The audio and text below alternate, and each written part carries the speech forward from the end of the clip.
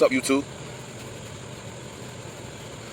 It's your boy, Bless the Best, coming at you again from the familiar spot.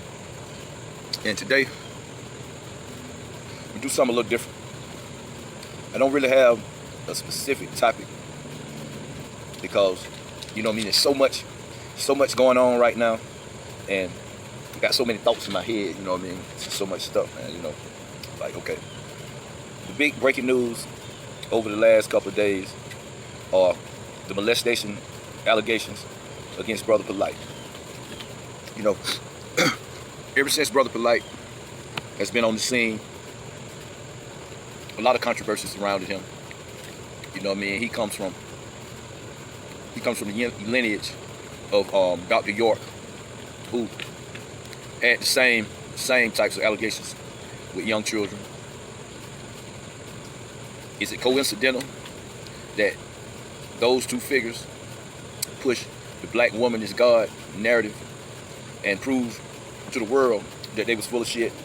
You know what I mean? Some people would throw young Pharaoh in the mix. You know what I mean? He got some teachings that come from Dr. York.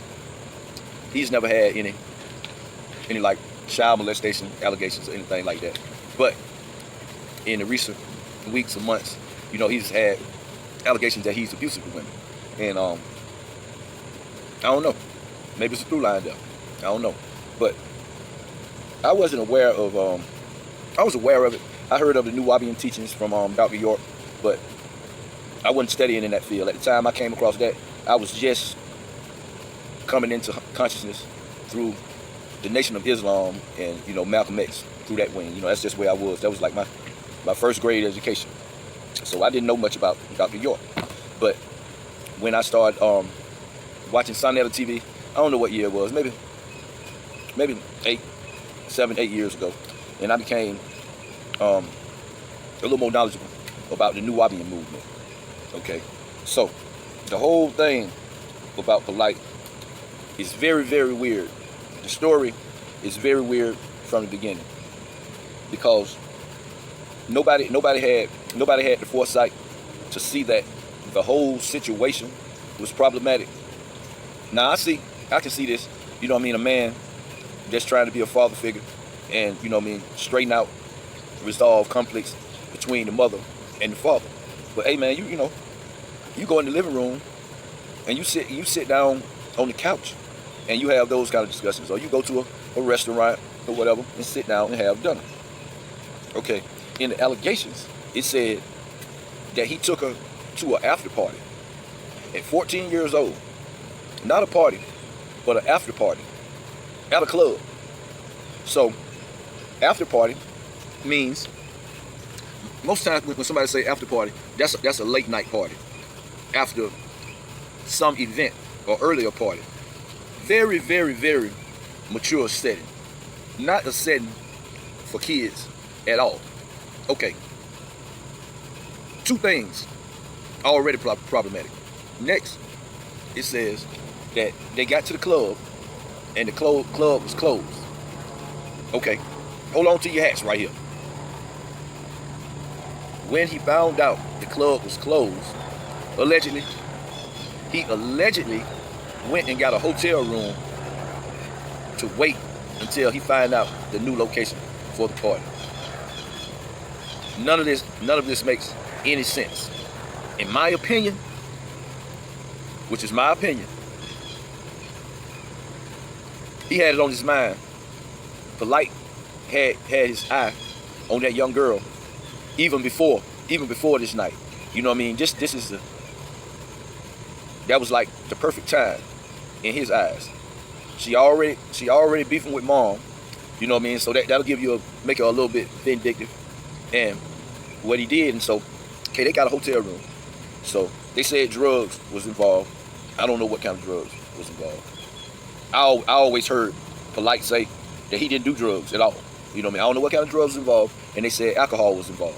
Now, the details that was in the police report after that, they like too disgusting for me to even go into it. I ain't gonna go there. So we'll skip that part and get back to when he took her back to another hotel where her mom was. Now, okay, We're gonna pause right here for a second. All right. Mothers, stop doing this bullshit with these grown men around your grown or grown looking daughters. That's not their father, man. That's not their father, man. Stop doing that, women. You setting your daughter up for the kill, man. It's all the way back to like the R. Kelly thing. You know what I mean? Where the hell were these little girls' mothers and father? Where is her father? I don't understand. But me personally, if he had these allegations of child molestation that's backed up by DNA evidence, how the fuck is he out of jail? Now I don't wish jail on nobody, because I've been more than once. I actually spent 7 years, my entire 20s, in prison. So I don't wish that on anybody. But if those allegations backed up by DNA evidence, he should be in jail until trial. And you know, Brother Polight, he's very intelligent, very articulate, very well-read man. But see, a lot of times, being articulate, well-read, and well-spoken, it disarms people because of your flowery language and mannerisms. They disarm people, and they get deceived by that. They feel like they feel like morals come out through your mouth and the way you speak, but it's your behavior. Every time he's in some type of crisis, he always lash out. Everybody always hate. You know what I mean? He got a hardcore circle of friends that will circle the wagons for him, and then all he have to do is, you know, fall back, disappear for a while, come back. Everybody act like it's all good. Just like right now, that's the same thing. Young Pharaoh is in his fallback stage. You know what I mean? But yeah, man, that was terrible, disgusting news. And like all of the popular YouTubers are talking about it. Most of them have the same stance. You got a couple of people with vested interests, right? I'm talking about Sanella now. And I feel what he's saying. You don't go jumping out of the window and condemning a person before you get the whole story and all of the facts. Okay. Me personally, when it comes down to DNA, I tend to believe that, right? So Sanella has a vested interest because he real close to Polight, and he knows that he has the best shot of getting interviews and things like that. And right now, a Polight interview is worth a lot of money, you know what I mean, on YouTube. So Sanella seems to be walking right up to the line and then stopping, because he's been with the small chance that this might not be true. And then he will be in position to make all the money by being one of the few large platforms that didn't come out and immediately wash their hands with Polight. So, you know, I think that's what Sanella going for. I think Sanella is a good man at the end of the day. Sanella is one of the few that's on the internet right now that got his start in the streets. Not on YouTube, in the streets. You know what I mean? YouTube came along and made his job much easier. Like, for a lot of people who don't know, go back, do a search, and find the earliest videos from Sanella, and you'll see what I'm talking about. Hey man, Sanella has a lot of courage, and he's a hard worker. But just like a lot of other people, when there's so much money involved, and you never had money like that, you know, it's a test of your integrity. Your integrity is gonna be tested by that money. And you know what I mean? I ain't ready to throw big Sanella away. You know what I mean? But I don't watch his channel as much as I used to. So that's where I stand with that. You know, you got your platforms like Tasha K. You know what I mean? She's ready for anything to happen. Tasha K is like, She don't hold no loyalty to anybody, and she's got a huge following, and she makes a lot of money. But okay, what's the other big thing? No pun intended. But the other big thing that everybody's talking about is Lizzo. And man, I tell you what, Lizzo represents everything that I don't like with the internet age woman. Okay, the internet age woman, she gets on Instagram and Facebook, and she makes a highlight reel of her life to give people the false sense that everything is going good with her. Everybody should be like her. She balling out, this and that. But at the end of the day, they use nudity, vulgarity, sluttishness, and all that for attention, right? In their insane minds, they feel like that attention would be positive. What kind of man do you think you're going to attract with that kind of behavior? Do you want a man that even allows that kind of behavior? See, masculinity, toxic masculinity, that's the new word that they come with now. And all it means is a man standing up like a man and not going for the bullshit.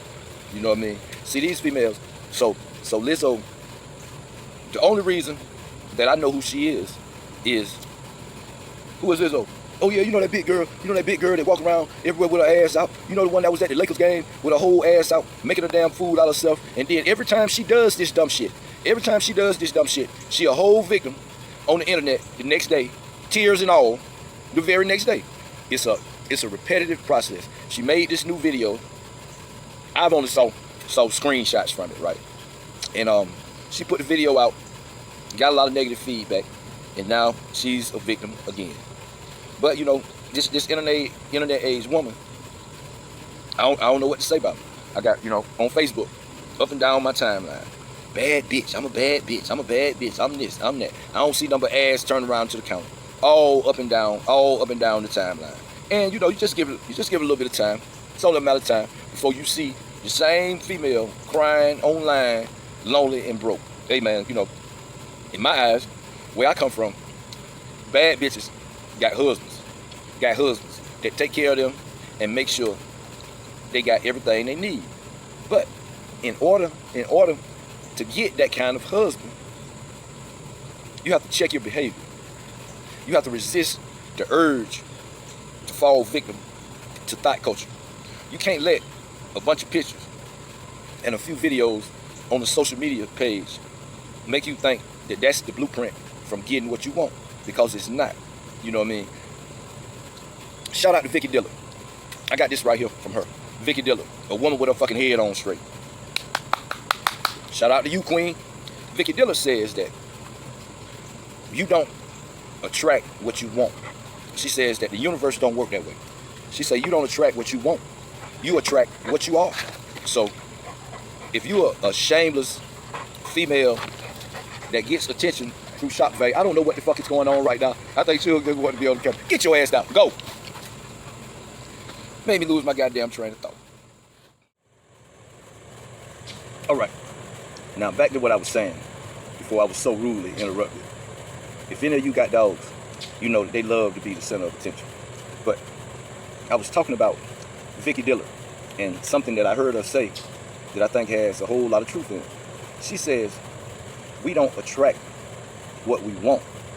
She says, we attract what we are. And that means if you're a female that loves shock value, loves attention, whether it's negative or positive, by your own actions and your own ideology, you will attract a man with similar actions and similar ideology. And you will complain about that when it was you that manifested the whole situation by your actions. See, if you try a different, more demure, laid-back approach, then you might get different results at the end of the day. Instead of the same the same circle of unscrupulous men when you really finding your match. You really finding the one that's just like you.